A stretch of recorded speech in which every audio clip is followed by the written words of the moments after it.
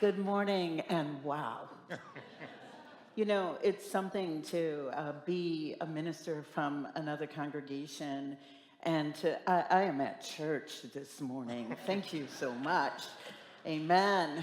And so, on behalf of myself, Reverends Daniel Trollinger and Jim Lewis, and Michael Gilbert Singletary, the Director of Membership Development at the Eno River UU Fellowship, I extend a deeply heartfelt gratitude and appreciation from each of us to Reverends Marlon, Randy, and Nicole, to the full staff here, to the board, and to many others among you for the kindness of your hospitality this week and the generous gifts of your time, your information, your wisdom, and fellowship that you have shared with us, some of which I'll say more about in a few moments.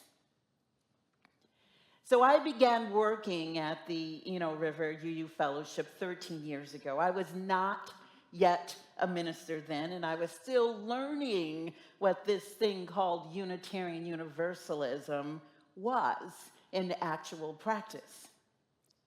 So one day I noticed, pinned on the staff break room bulletin board, a front page New York Times article about the new phenomenon of UU congregations remaining open year-round. The piece explained that it had been a common practice for UU congregations to lock their doors in summer as ministers and the congregation dispersed for vacation. This astonished me. Never in my born days had I heard of a church closing down because people were on summer vacation. What sort of places were these UU congregations, I wondered. And that the story itself was not only on the front page of the New York Times, but above the fold. And this itself was instructive in how important this was considered. It obviously marked a shift in religious life for these UU congregations. Continuity rather than seasonal absence, presence rather than pause. Now, I don't know how many of you are younger folk in here, and maybe your news has rarely, if ever, come from a printed paper, but above the fold refers to the important stories that appear in the upper half of a newspaper when it's folded horizontally. So at Eno River, we never practiced summer shutdown. But later, as a minister myself, I learned why extended breaks are nonetheless vital. By late spring, many ministers, especially those of us who serve large congregations like this one and like Eno River, are often crispy from our sustained labors throughout the year. So what has been wonderfully unique about this year for me is that my summer break extended into an additional 3-month period of sabbatical, which has meant that I've been away from July 1st and will return on December 1st. The UU Ministers Association recommends a sabbatical roughly every 4 years for ministers because the shelf life for the average minister can be as little as 5 years, most often due to burnout. I love quoting the author Alex Sujong Kim Pang, who writes in his classic book, Rest, that the word workaholic came about as a result of a study conducted by Duke University of Methodist ministers. Sabbatical and Sabbath share a root with the Hebrew word Shabbat, meaning to cease, to desist, to rest. In the Hebrew scriptures, Genesis tells us that God finished the work and rested on the seventh day. Exodus repeats that God rested and was refreshed, though author Jane Bernard points out that the Hebrew word, often translated refreshed, literally reads as, and God exhaled. Imagine creation itself breathing in and breathing out. Inhalation and exhalation. And the cadence of making and letting be. We cannot inhale. We cannot breathe in if we don't also exhale or breathe out. We cannot fully create unless we rest. In ancient agricultural contexts, a sabbatical rhythm extended to the land itself, the Shemitah, a fallow year every seventh year when the field rested and debts might be forgiven. These practices taught a society that had recently been emancipated from slavery that life could and must allow for pauses, for rest. They recognized that endless productivity without reprieve produces neither justice nor wholeness.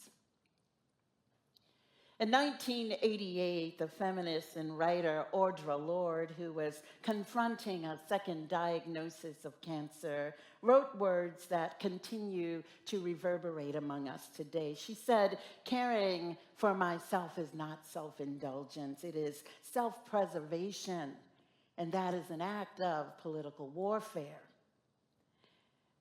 Her line is often quoted these days and sometimes actually flattened into a trendy slogan because it actually holds a resonance that seems to make sense, though I do not believe that most people truly know what Lorde was referring to, unless one also knew that she was a Black lesbian who had received a diagnosis that would mean her swift demise. Unless one knew that she referred not to an excess in pampering herself, though that would have been just fine and probably greatly needed, but she was referring to the very preservation of the identities that existed at the intersection of her being in the world, and that itself was a political act, preserving herself, preserving her identities. And 20 years before Lorde, the Trappist monk Thomas Merton wrote to a young colleague to allow oneself to be carried away by a multitude of conflicting concerns, to surrender to too many demands, to commit oneself to too many projects, is to succumb to violence. Different contexts, different identities, and both these ancestors, these wisdom teachers, express the same insistence that care and rest are moral and spiritual imperatives. And still, our modern marketplace has commodified self-care and rest into a multi-billion-dollar industry. Beauty and grooming products, retreats, spa treatments, classes, and even apps offering quick fixes. This is not what Lorde or Merton proposed, nor what the communities most greatly in need of radical self-care and sustainable nurturing can even access or afford. Though the deeper need beneath those marketed comforts is actually quite profound.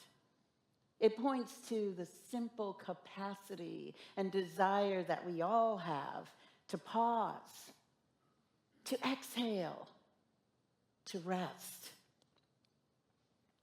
When I prepared for my sabbatical earlier this year, my initial image of rest leaned into fantasy. Lots of sleep, I imagined, or perhaps even sunning on a beach or poolside while taking lots and lots of naps. Then I spoke to some wise elder colleagues who asked variations of a question I hadn't considered. What is your vision for your sabbatical, they asked. What do you hope to accomplish? These questions surprised me. They felt like more things to do rather than rest.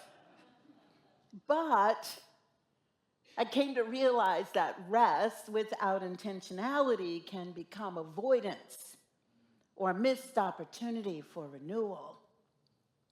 So I reflected, what did I want for this time to be in alignment with my values, my beliefs, and my essential self?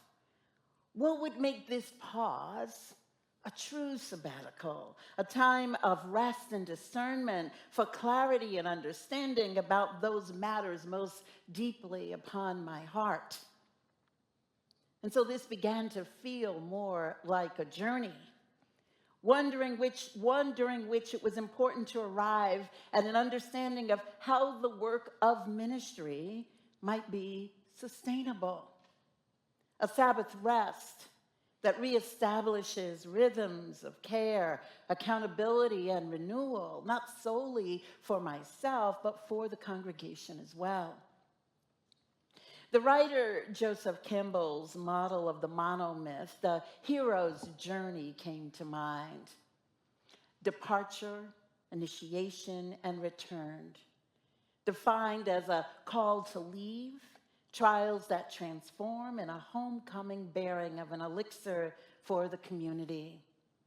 Campbell's lens has provided a framework for understanding how humans tell stories across cultures, from legends and myths to movies. Star Wars is a monomyth. Harry Potter is a monomyth. And so we see that in our culture even today. In fact, George Lucas consulted with Joseph Campbell when he was creating the monomyth of Star Wars. And as you might have heard if you were listening carefully, Campbell's archetype centers separation, quest, and a masculine arc of achievement. So when I considered my own sabbatical, I reframed it as a sheroe's journey.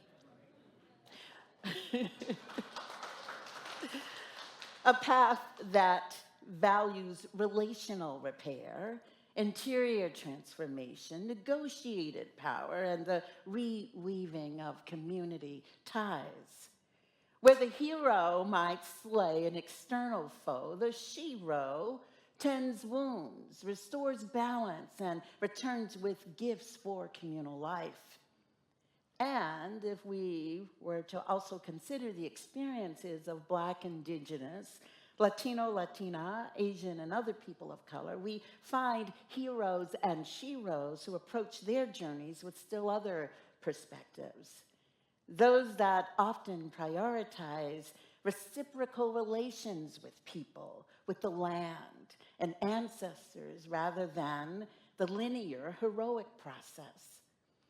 The centering of collective memory, group survival, relational obligations, power and place, and storytelling as resistance. Once again, shifting emphasis from individual triumph to communal continuity, repair, and responsibility. Departure for the sabbatical journey was necessary for me, not for escapism, but in order to learn how to return better, how to enter into new rhythms of care, accountability, and renewal. I left amid a country in turmoil and a congregation that nonetheless needed steady tending even in my absence. I had to say no to additional appeals for action in the larger community of Durham, and that was hard. Old habits followed me as I began the journey. I found myself working to do one more thing while on vacation with my sisters, and even while on a transformative meditation retreat. I slipped up to my hotel room and worked between sessions, convinced I needed to tie up loose ends for work. Such resistance, I learned, was a classic aspect of a sheroe's journey, a hero's journey, that of not letting go, the clinging to control, the clinging to busyness. Ironically, the thing that finally forced me into the intended rest was actually illness. I contracted COVID and was flat on my back. This was not the COVID of, you take the test, it's positive, but I have no symptoms. I had every single symptom. I was physically unable to do anything but breathe and sleep. I got the sabbatical I had planned in theory, but had not yet put in practice. So I surrendered and exhaled, entering into the phase of the journey known as initiation. I spent the next several weeks becoming intentional about engaging with the people and the things I loved and being fully present while doing them, which was not the case previously. I took long walks in nature, reconnecting with the earth and the sky above in surprising ways. I met and appreciated new people who showed up in my life. I had conversations with elders from different communities and also accepted for the first time my role as the elder in the lives of others, and that my resistance to this role was not helpful to them or to me. I also faced an internalized assumption I had carried for years, that the proof of my worth equaled my busyness and the demonstration that I was a hard worker. It had felt good to let go and to instead cultivate a spaciousness and a stillness that has enabled me to face the grief and heartbreak I've been feeling at the state of our country and the world. And that it has been important to face and feel my broken heart. Because facing brokenness is not optional when you are about the work of renewal. Metta practice, the loving kindness meditation, has long been a lodestar for me as a practicing Buddhist. In metta, we offer simple intentions. May all beings be happy. May all beings be healthy. May all beings be safe. May all beings be awake and free. Saying these over and over for myself and all beings without exception. Without exception.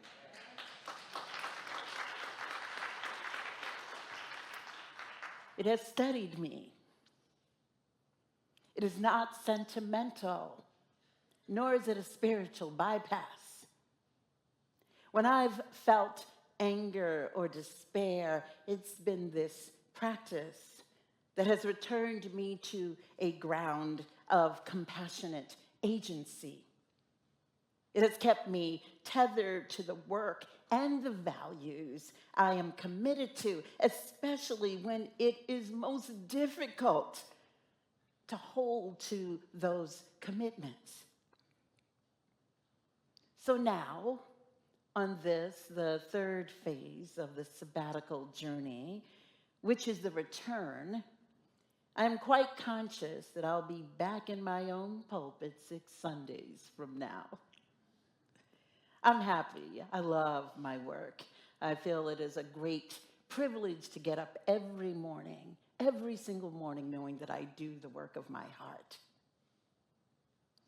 So at this stage of my sheroe's journey, there are those who facilitate and help enable the return. And that's where you all here at All Souls have come in.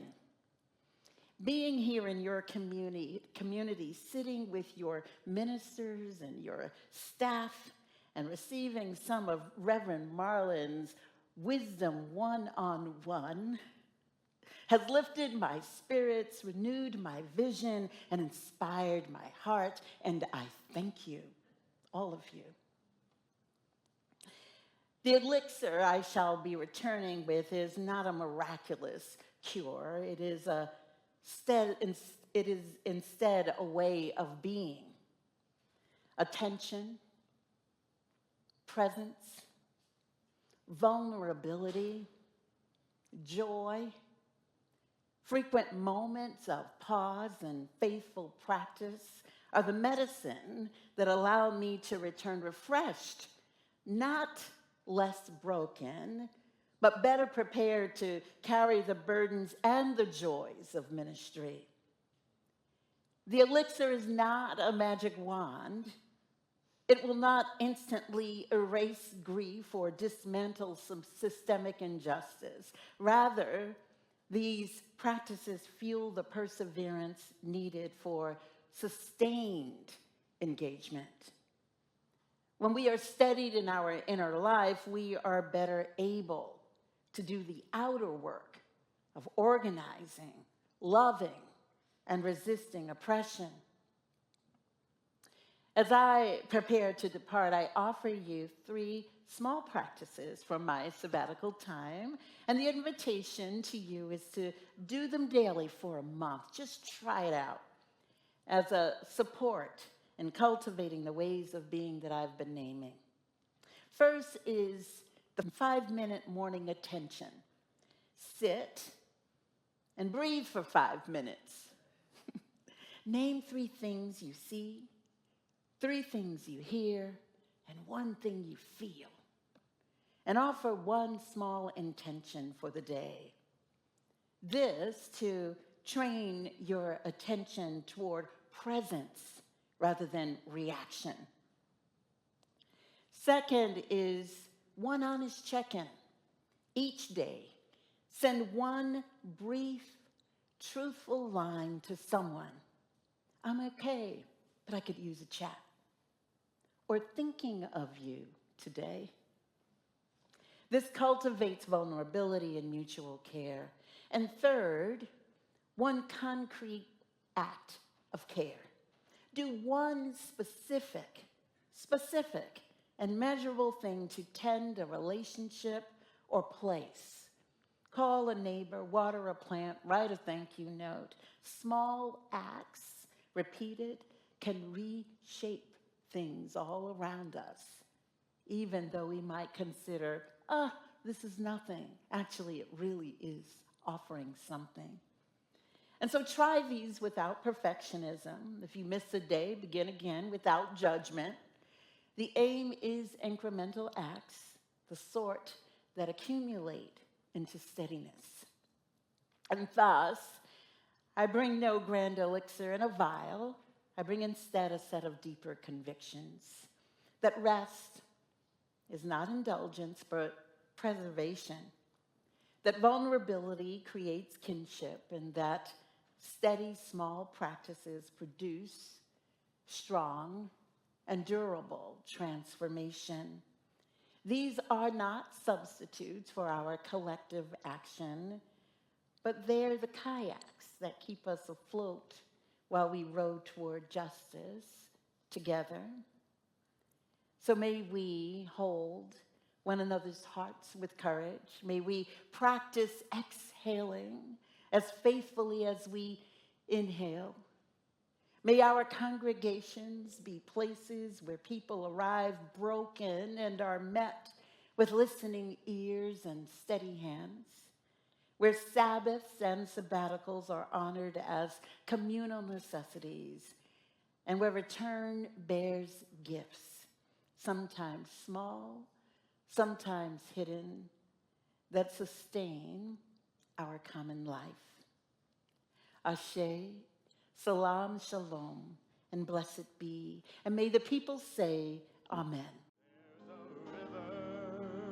Flowing in my soul. There's a river flowing in my soul, and it's telling me that I'm somebody. There's a